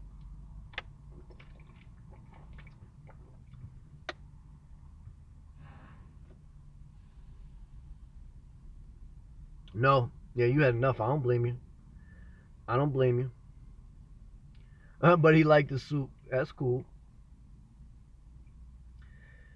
Yeah, I mean, 92, you really get tired. I mean, I don't even know. I mean, I don't know. I mean, that's a good question, too. I mean, do you want to live to 92, right? I mean, at a certain point in life, certainly if your quality of life is shot, I don't know how long you want to live, but that's always an interesting question to me. How long do you really want to live? But then I say to myself, you know what? You can't start those type of mind games with yourself. Those are mind games. Those are mind games. I want to correct myself. Depends on quality of life. You're right. I mean, everything depends on quality of life. You could be 37 if you have a poor quality of life. So your health is your wealth. Period. And also, too, you can't get into those mind games. I've had to learn that over the years, and that's why certain times, like that's why a lot of some of my video topics are centered around psychology and mental health. Is because you play mind games with yourself. And that's why I made this statement today, this subject that fatigue causes poor decision. And fatigue also causes overthinking. Fatigue also causes self-doubt. Fatigue also causes, mind games. Because your mind is tired and a little bit silly and a little bit, and so you start to play all these imaginary scenarios, whether it's with relationships, whether it's with people, and you got to be careful that because that can lead down like an endless dark road of questioning. Fatigue really does have a serious impact on the mind, and that's why too you gotta step outside yourself at night, and you gotta just say, you know what, it's just late. I just need to get some sleep, and tomorrow's a new day. That's wisdom. It's not magic. I know people want to hear a magic sermon on the mount, but that's wisdom. Okay. I found that before I got that part-time job, I was questioning purpose in life. Well, that's an interesting thing too, D, because one of the things like I was Googling about a couple hours ago was because I was thinking of different things I wanted to talk about tonight. Was I Googled what do people struggle with the most, and at least in the Google search and one of the studies I read, that was the number one thing. What is your purpose in life? And I know who's that guy, Rick Warren. Not that I fully co-sign his preaching, but he was like a preacher in California, and he wrote a book called The Purpose Driven Life, and it was kind of centered. I mean, was centered around that because that's like what they say the number one thing people struggle with is having a purpose. Even my mom, she works a part-time job now, and she says, "Look, Sam, I got to do something. I got to have a purpose." So I understand. I think that's a good point, D. And when I found the Van Dwellers on YouTube, gave me new hope. Oh, okay, well, I want to talk on that. Oh, Kingfish! Respect and love to Florida. Kingfish, man, love and respect you. I appreciate your inspirational messages. I listen to a lot of motivational videos. It's very important to stay positive. That's right. I agree with that. There can be so much negativity in the world, especially from toxic people. Definitely, Kingfish, thank you. And I was thinking about you a little bit today. I hope Florida's doing good for you. I'm sure it is. You got great weather down there with Tammy. Tammy's down there too. And respect to you, Kingfish. Thank you, man, for everything. Thank you for all your good comments last night. Now, D, one thing I found interesting, and D said she was struggling with purpose, got a part-time job, and when you found the Van Dwellers on YouTube, it gave you new hope. Well, just like I said, I was having that conversation with my mom last night. She was watching a love story movie, and it gave her hope. Just be careful, because I know one guy that sold everything. He moved into his van. He had a YouTube channel, and after a year and a half, he got disillusioned with the lifestyle, and then he went back to a conforming life. Because he said he mainly got into van life just because of the community aspect, and he felt like it was something new and something he wanted to be involved with that group. And that's why, like we talked about with Bob Wells, he often talks about a tribe and bringing everybody together down in Arizona.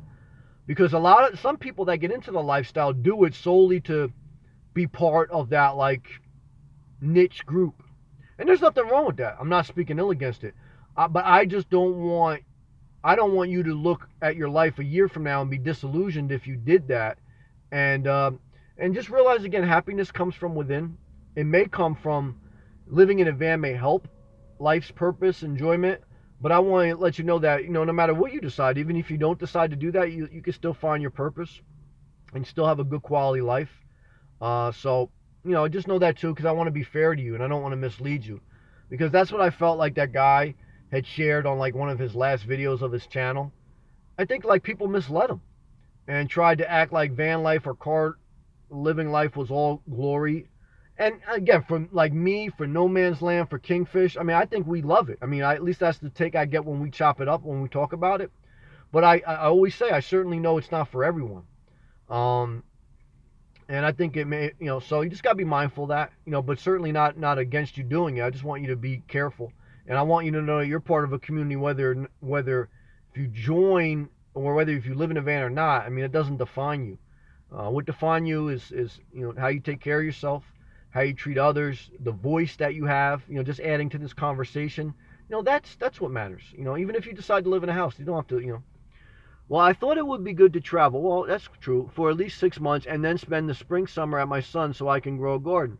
Well, I think that's a good game plan, and I think that's actually a great idea, D. That you have your own unique little niche way that you would do it. So I think that's a great idea, actually. I think you would have a balance, the best of both worlds for your life. So I think that's a good idea. I think that's a good game plan. I think that's pretty cool.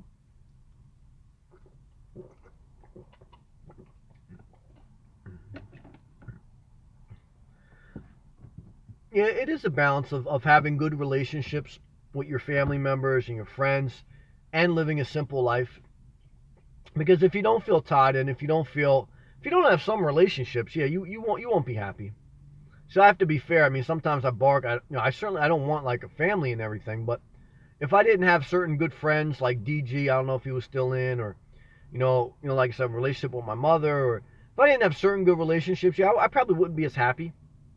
I'm not. No one's ever 100% always happy. But I would say overall, I live a very happy existence, and I'm thankful.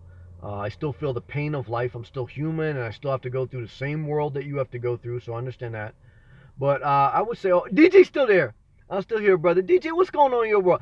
DJ, share with me about what's on the agenda tonight. Are you guys watching any holiday movies yet in the house? Yeah. DG's a good guy, man. I like DG. Very inspirational. Yeah, I mean, do you guys watch holiday movies too? Kingfish, living out of your car in Florida. What do you watch at night? Do you mainly watch YouTube, or do you watch any movies and stuff, like with holiday movies? Talk about fatigue. Makes poor decisions. I'm getting a little tired tonight, but that's good. Like I said, I do like to be tired at the end of the night to go to sleep. And I feel like I'm getting sleepy tonight. I'm still inspired. But I'm sleepy a little bit.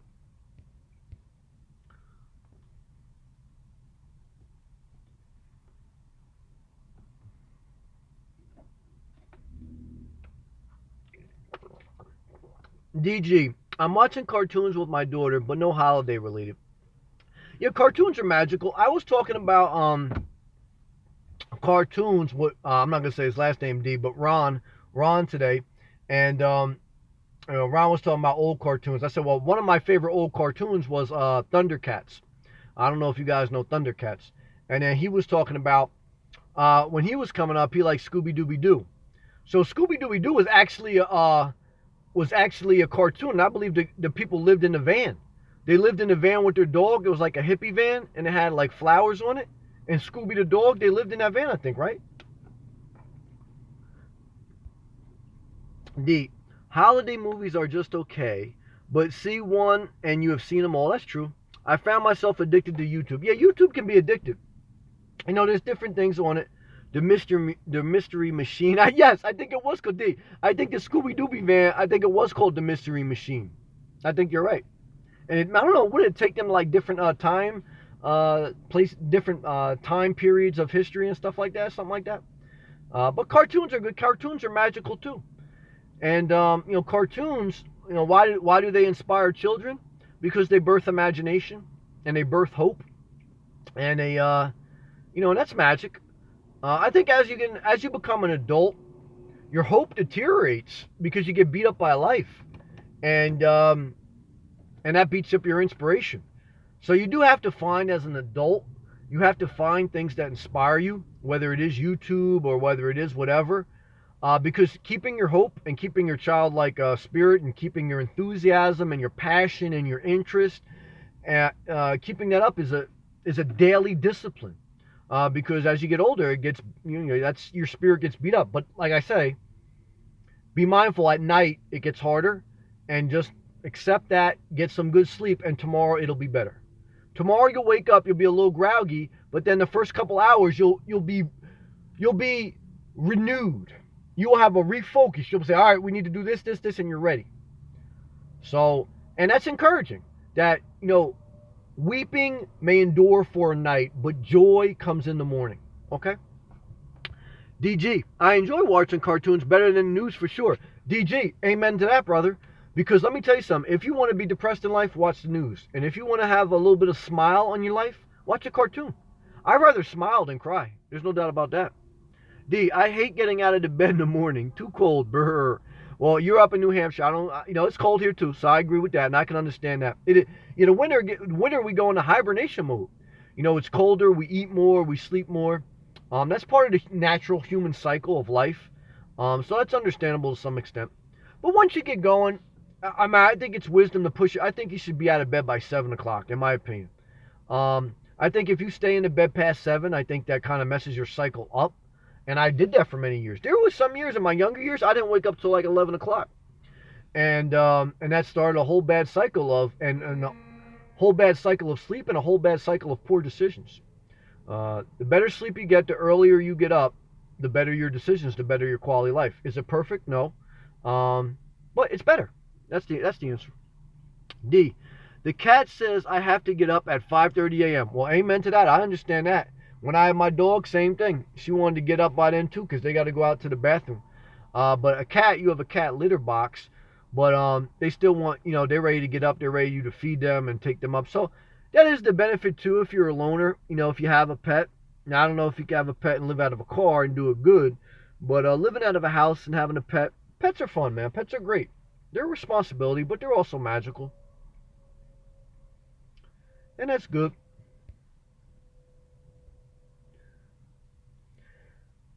Well, the good news is, I feel thankful that, it's 6:34 p.m. Eastern Standard Time. D, yes, he says I want to play. He does keep me smiling. Yeah, and that's a good thing, man. You gotta smile throughout life, and you gotta just take a breath. You gotta say that it's okay that other people judge you. It's okay that everyone doesn't like you. It's okay that everything isn't perfect, and just try to make the most of each day. That's wisdom, and each day brings its new challenges, yes, but each day also brings little blessings. Little moments of laughter are a blessing. Little moments of relaxation are a blessing.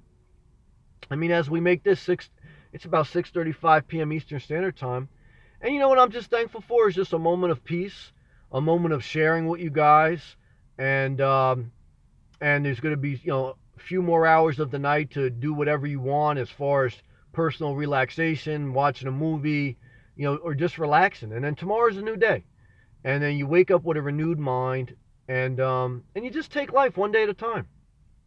I think fatigue also sets in when you try to figure out your life in one day. When you try to sit here at 6:35 p.m.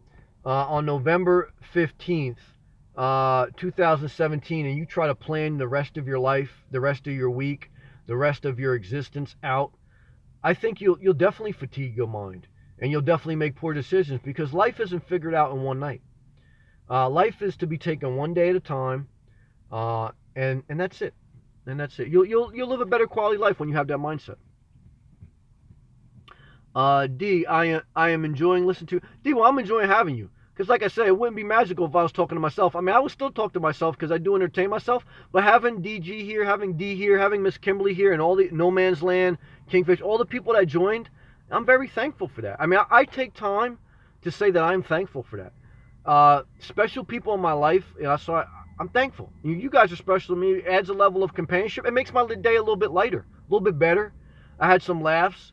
I'm having some laughs. We're having some good conversation, and that's a blessing.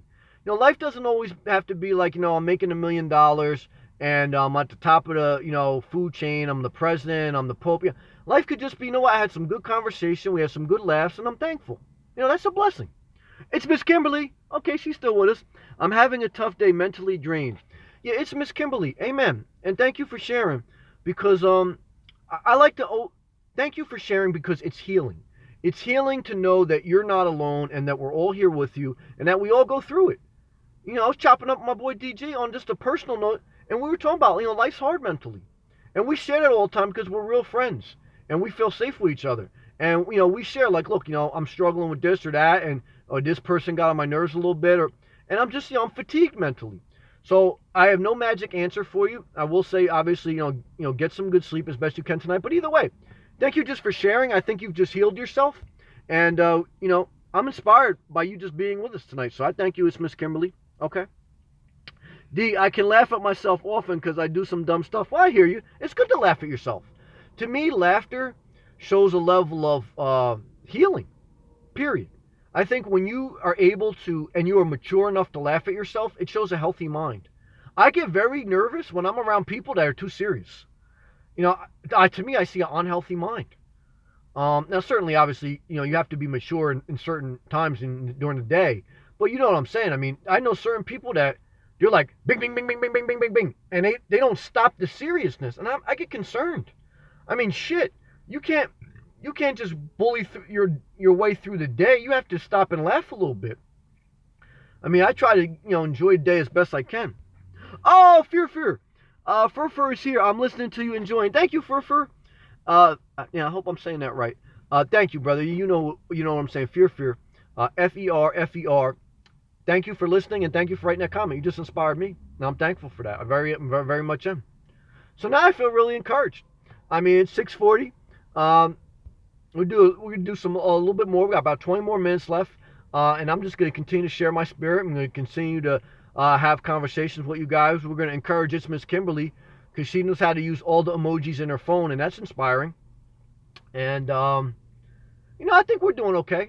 I think life's good. I think we're all blessed that we're not in the hospital. And that's a good thing. And DG's on the mend. He's getting better. And, a lot of positive people on check-in today. It was really no negativity today as far as me and my life. I really didn't get any negative comments. If anything, I got a lot of positive, uplifting comments on YouTube. And then also with my job and in my personal life, I had no negativity. I told you I had a little negativity yesterday. But today was overall positive. And I'm gonna take that as a win. If I can have an overall positive day, that's a win. And I'm going to celebrate that. And I suggest you do the same thing. And if you had a tough day, just realize that tomorrow's a new day. Because yesterday I had a little bit of a tough day, okay? So it's like every day, brings its pros and cons. Like I said, it's at the end of the day today. Now, it may be different for you depending on what time zone you're in. But it is getting later in the day no matter where you are in the world. And don't try to figure out the rest of your life. Fatigue and trying to figure out your life, and it's not a good combination. Rest, healing your mind, and taking one day at a time is wisdom. And it's healing. It's fun. It's fun too. Because then you give yourself a break. You put too much pressure on yourself, later in the day when you try to make big decisions. You put unnecessary pressure on yourself. And you don't need that, because we know life's hard enough. We want to make life better, not harder. And also now, just as a general observation in life, totally different subject, I'm just sharing, I'm just enjoying myself, and I'm enjoying sharing with you guys and having some interaction. I'm visualizing my boy DG with earbuds on, living a dream, watching a big screen. It's Miss Kimberly. I envision her in a well done apartment with good painting and with good different accessories, good different paintings, and different creative things on the wall, different colors, maybe different pictures. D, in New Hampshire, how do I picture? I picture maybe a second floor apartment. I'm not watching. I'm just sharing. This is also reminds me of a movie that I used to like, also with Eddie Murphy. Yesterday I mentioned Boomerang, but another movie I liked with Eddie Murphy was Eddie Murphy and Martin Lawrence, two of my favorite comedians. I think the movie was called Life, and what had happened was Eddie Murphy was sentenced to life with Martin Lawrence, and there was a part in the movie where Eddie Murphy they were in prison, and to pass the time and to keep his mind in a healthy place, he had started to envision what he called the boom boom room. And the boom boom room was this place of imagination in his mind. It was an escape. It was a club that he created in his mind, and he was visiting it, and he was taking everyone along that with him on that journey. And laugh out loud, and he was taking everyone on that journey, and Martin Lawrence said, "No, you have to just think about reality. Think about reality. That's not real." But sometimes throughout the course of the day, a little bit of wisdom is giving yourself a little bit of relief from reality. Not trying. I don't co-sign in escaping reality through unhealthy behaviors, whether it's food, drugs or whatever. But I'm talking about now a healthy escape. See, an unhealthy escape of the troubles of this world is junk food, is drugs, alcohol, all those things. A healthy way to escape is imagination, is creativity, is imagining things, is watching a movie that is maybe a little bit naive, but it's goofy and it's fun. It's watching a cartoon. It's listening to some inspiration. It's listening to quiet music. That's imagination, and that's healthy self-medication. Unhealthy self-medication is the numbing of the mind. Creativity, imagination is the activating the mind. Okay, you see the difference? Imagination activates the mind to heal the mind. A self-medication through a negative aspect is numbing the mind so you don't feel the pain. Big difference. Big difference. DG, laugh out loud. Yeah, I'm not watching you, but I know, brother, and I'm glad you're enjoying it. It's Miss Kimberly, not for laugh out loud, not for long. Now, it's Miss Kimberly. Now, do you mean that not for long because you're getting ready to end the lease and live full time out of your Camry? I thought you weren't going to live out of your Camry. D, laugh out loud. Sitting here on the first floor. Damn, for some reason in my mind I saw it as the second floor. Okay, wrapped in my electrical blankie. That's good. Now, D, do you keep the heat on, or do you just like to layer up and just not put the heat on? Because sometimes that's even more comfy, depending on, when I did have a house, what I would do is, I lived on I had a second floor condo. I wouldn't, for the most part, unless it was real cold, I wouldn't put the heat on during the night. I would just put the heat on to get the chill out of the air, and then I would crack the window, and then I would just layer up. Not to the extent I layer up living out of my car, but you know what I mean. D, she's just layering up. Heat is set at 58. That's right. You did tell me yesterday too, D. That's what you set your heat at 58. Now, D, living in New Hampshire gets cold. You set your heat at 58. On average, what's your electric bill per month? Do you have electric or do you have gas? DG, what's your heat set at? See, now, DG, you're in a different situation. You have a young kid and you have a wifey. DG, what's your thermostat set at the house? D has gas. How much is your gas bill per month on average? On average, D.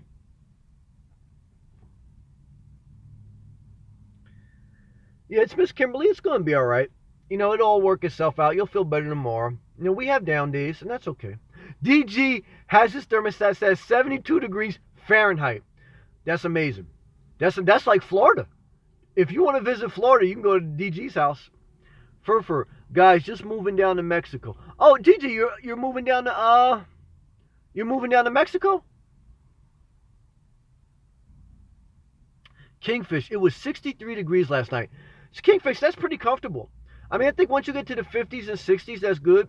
I think when I spent a couple weeks last year down in Florida and I lived out of my car when I was down there, that was like my first week living out of my car. That wasn't that bad. So it's got to be comfortable for you, I would think, Kingfish. Now, Kingfish, one thing I was thinking about, you don't have to answer if you don't want, brother.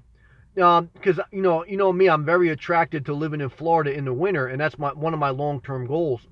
So, Kingfish, somebody who is currently doing it, one question I would have for you to try to learn is, now when I spent a couple weeks down there last year, I mainly went to rest stops, and that's where I slept. Where do you sleep if you want to share? You don't have to. Do you just do urban stealth camping? Do you go to Walmarts? Do you go to rest stops, etc.? D. Electric been running about 45 minutes gas. Been on low because heat just started coming on last week. During the summer, my gas is only like $15 to heat. Okay, hot water, gotcha. I'm guessing going to be around 150 or 200. Okay, yeah, that's nice, pretty high. But it all evens out. Yeah, it's all relative because then it'll even out probably average around $75 per month. You know, something in that range, 50, 75 average. The lights went out again. I'll turn my car on. Yeah, today sucked. I'm stuck in traffic. A Camry isn't ideal, but it would do. It would do it. Yeah. Well, sometimes I'm just starting my car, guys. That's where you hear the things. I don't want my batteries to drain because I like to keep my lights on because I don't want it to get too dark and then you guys, whether if you're looking at the camera or not. But what I'll say, it's Miss Kimberly, is some of the things that push me to a more simplistic life, however you're going to define it, is pain. Okay, so sometimes the bad days they suck, and I'm not even going to say they don't suck. But what I will say is that sometimes the pain will give you enough motivation to change. Because if things were a little bit too comfortable, then we will never change. So, but I understand. I certainly don't want to. I don't want to give you too much positivity because when somebody's having a bad day, you don't want to give them too much positivity. You're likely to fucking snap your head off. So all I'm going to say is I understand it's Miss Kimberly and your hair looks good. Your hair looks good. It's okay. It's Miss Kimberly. I like Miss Kimberly. She's very cool. I think she could live out of her Camry if you really want to. What I would say is if you're not leasing it, if you bought it, just take the front seat out. Put the back seats all the way down. And if once you took the front seat out, like I often say, for a woman to live out of a car, she's got to be able to squat, so a van would be ideal. But if you took the front seat out, now, but Miss Kimberly said she did want a family eventually, so it probably wouldn't work for her. But if you decided at some point, it's Miss Kimberly, that you don't want a family, then I think if you took the passenger seat out and you used that as your squatting area, here's this Miss Kimberly. Yeah, I'm cussing you out in my head. I know. Believe me, I've been through enough life shit. I understand, but that's okay.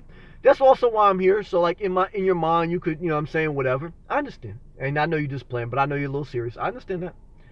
But what I would say is, yeah, if you remove that front seat, you create a whole another dimension of your car when you remove the passenger seat in the front. Because that could be your squatting area, etc. And once you put window covers on, you could use that as your bathroom area for a woman. And then you could just put, if your back seat's folded down and you made that your bed, then you could just like roll out of bed and use the restroom in the middle of the night. I think you would be good. Yeah, I really do. I think you'd be good.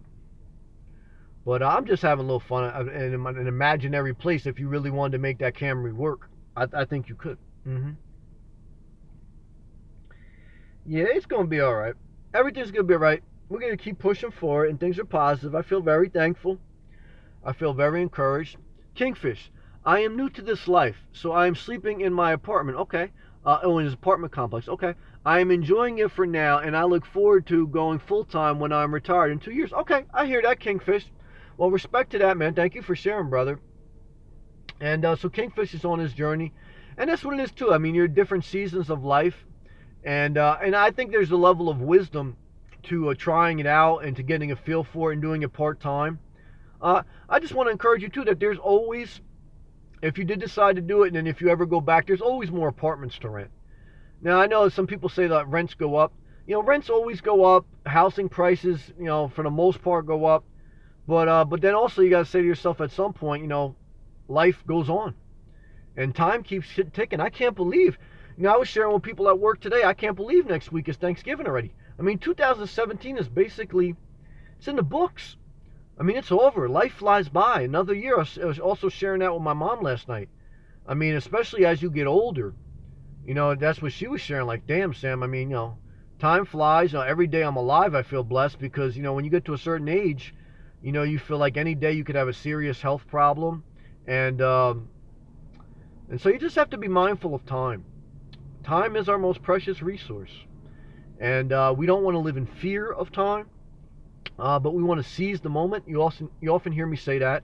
And I actually did get that saying from a YouTuber that I first started watching on YouTube that encouraged me. He used to live out of his Toyota Prius, and then he Just now he full-time lives out of his RV as a home base in Texas. And he used to often say that at the end of his videos when I was really like starting to look at the lifestyle of living as a nomad. He used to say a carpe diem, I believe it was, but and basically means seize the moment or seize the day. And I think there's tremendous wisdom in that. Making the most of each day, seizing the moment to make decisions. Without that, there's an endless time that just keeps going. D, this year has flown by like crazy. I know that's right, D. It's Miss Kimberly. I feel like that at 33. Yeah, see, I mean, 33. See, it's Miss Kimberly. The reason why you do, and I'll share with you why, because I think we're similar in certain areas, is that you have an old soul. People used to often tell me that, Sam, you have an old soul. So what that means is, you have a level of insight beyond your years, a level of possibly maturity behind your years, and you've always been a little bit older even than your age reflects. Even as you've always been older even than what your age reflects. Doesn't mean you don't still make mistakes, but it means that you have a level of mental maturity that maybe some people don't or didn't in your age group. In one sense, that's a huge blessing, and that's one of the Lord's gifts to you. In the other sense, it could lead to fatigue, because then you feel like you've been old so long that you grow weary. Okay? And there's another scripture that says, don't grow weary in well-doing. Now, beyond just, Mother Teresa mindset, I mean, that's the mindset of everyday life. Don't grow weary in just doing the things that get you closer to your dreams. What I'll say to you, it's Miss Kimberly, you're gonna get a second wind, okay? You are gonna get rejuvenated. Your mind will renew. Certainly, you need to engage in healthy activities and have healthy relationships. That's part of it. But I want to say at 33, I felt that too. Like, man, what the fuck else is left in life? That's what I feel. Okay, that's fatigue of life. Like, I mean, I've done it all. I mean, certainly I could still do other things. But you get to a certain point in your mid-age, and some earlier than others, and you say, what the fuck is left? I don't want to do anything else. I'm bored. I'm bored with life. What I will say now at 37, because I kind of felt that around 33, now 5 years later for me, I have found different things that inspire me. And I have a different level of enjoyment. And there's people on this in this live chat that are even older than me. Kingfish is talking about he's close to retirement, so I'm sure he's older. D has a child that's 43. So, certainly they can also testify that, life has different seasons and different mindsets. And so you have to be mindful of not playing mind games. Just embracing each moment, embracing the day, and being thankful. So let's see what Miss Kimberly said. She said, because you don't want life to just pass you by. Well, I agree with that. And you don't want to live life being stressed. You definitely don't want to live life being stressed. I mean, Tammy testified that she almost literally killed herself by stressing out. And I think that was a powerful testimony. But life can be cut short at any moment. That's true. Yeah, life can change in a blink of an eye. I definitely agree with that. Kingfish, I do plan to do some stealth camping in the area. I will keep you up to date. Yeah, no worries, Kingfish. Yeah, keep me up to date. Keep me posted, whether you do or don't. And, I enjoy you just being along with the journey. What my research in Florida, my time in Florida, is, Walmarts are very limited. They don't let you stealth camp. Well, they don't let you, a lot of Walmarts in Florida do not allow you to stay overnight because of city ordinances, city rules. You have to go northern in the state by Jacksonville or by Tallahassee. So like I said, when I was down there, I did rest stops a few nights. And even them, you got to be mindful. There's only a certain amount of hours you can do. And I saw a couple cops, there's some fishy things go on at certain rest stops at certain nights. You got to be careful. And I think one night too, down there, what was there? I think one night I spent the night at, I don't know if there was a 24/7 Wawa, which is like a convenience store. I pretty much just parked on the side and I slept in there. And that was before I had my car set up. I was just like, fuck it, I'm gonna park right here. So Kingfish asked me, what about Planet Fitness? That's a good idea, but hey guys, sorry about that. I got knocked off. So Kingfish said, well, what about Planet Fitness? I think Planet Fitness is a good idea. The only downside to that is it is relative to what Planet Fitness it is in what location. Meaning, there are certain Planet Fitnesses that are located in certain strip malls that have security that are there 24/7, and they ride around the parking lot with their little yellow siren flashlight, and they just circle around for cars that stay there for long periods of time. Now, technically, you should be okay if you have a Planet Fitness membership, but you just need to be mindful of, your surroundings, and not staying there more than 1 or 2 nights consistently. Now, I know there's a Planet Fitness I go to in a certain area that I see like a van parked there all the time. So I'm sure that guy's basically like living. I'm sure that guy's living out of his van, and he stays there sometimes like 5 days in a row. He leaves during the day, and then I see him there at night. So, people do it, and I mean, worst case scenario is somebody would just gonna knock on your door and say you can't sleep here. So, but if you have a gym membership there, you should be pretty good, for the most part. Well, guys, it's been a blessing. It's 6:57 p.m. We still got a couple more minutes. I want to go till 7. I want to keep my structure if I can.